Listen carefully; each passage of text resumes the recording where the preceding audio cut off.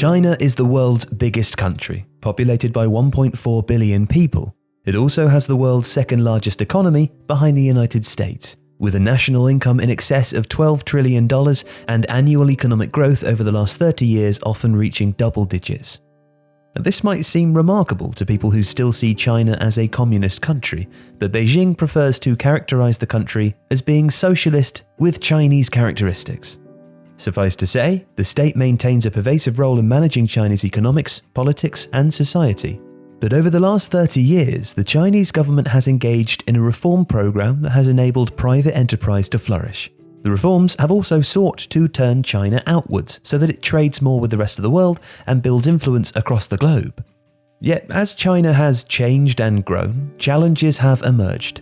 An already large population has continued to grow, placing huge strain upon the country's resources. Demand for infrastructure has risen dramatically, whilst the consumption of resources such as oil and gas has also increased. However, the country's economic reformation has recently, in relative terms, begun to stall, with growth now down to around 6%.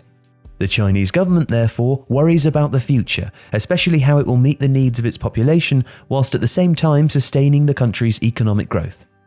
Now, one of the ways in which Beijing hopes to tackle these issues is by building its sports industry, which it wants to become the world's biggest by 2025. Since 2015, the country's government, businesses, and investors have therefore taken an active role in acquiring overseas football assets. Several clubs have been procured, including England's Wolverhampton Wanderers, Southampton and West Bromwich Albion, ADO Den Haag in the Netherlands, and the Czech Republic's Slavia Prague. Chinese companies are also now leading sponsors of FIFA, and several big names have headed eastwards, former Newcastle United manager Rafa Benitez being the most notable recent example. China views football as a means to various ends, from enhancing image and reputation through to building the nation's brand and enabling it to project soft power influence. And whilst many are familiar with the sums spent on domestic football in the country and the investment in European clubs, less is known about what China is doing in Africa. The 2017 Africa Cup of Nations in Gabon was the latest in a long line of tournaments into which the East Asian giant has significantly invested. Gabon previously hosted the ACN in 2012, when 2 new stadiums were constructed for the event, which was co-hosted with Equatorial Guinea. One of Gabon's 2 stadiums, in Libreville, was funded and constructed by China. For 2017, 2 additional new stadiums were used. The 2 new venues, the Stade d'Om and the Stade de Port-Gentil, were funded by China and designed and constructed by the company Shanghai General Construction. It was hardly surprising, therefore, that ahead of the tournament, Presidents Ali Bongo of Gabon and Xi Jinping of China met one another in Beijing. The visit was marked by China's announcement that Gabon would become a comprehensive cooperation partner, raised from its status as bilateral partner. Tellingly, Xi asserted that China's willingness to deepen cooperation would be based on mutual benefit. Now, football, specifically the ACN, therefore nicely connects the dots in a Gabonese-Chinese relationship that already saw the African nation sending 14.2% of all its exports to the East Asian partner. Unsurprisingly, Gabon's biggest export to China is crude petroleum, although it also sells a large quantity of manganese ore, which is widely used in iron and steel production. Now, China's game plan for 2019's African Cup of Nations was supposed to be the same.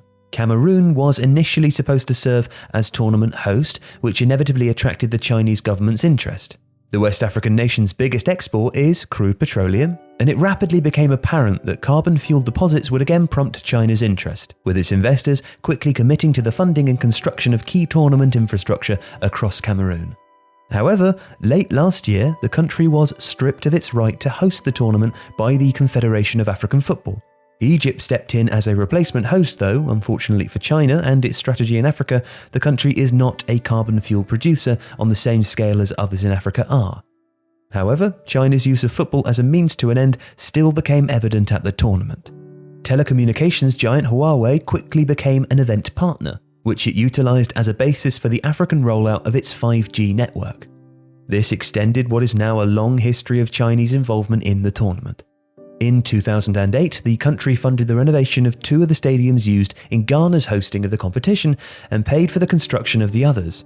2 years later, for the Angolan edition of AFCON, China financed and constructed all 4 of the stadium's use. Now, it shows a very obvious pattern, but also details how football in Africa is serving as a bilateral diplomatic tool that is intended to benefit all parties involved.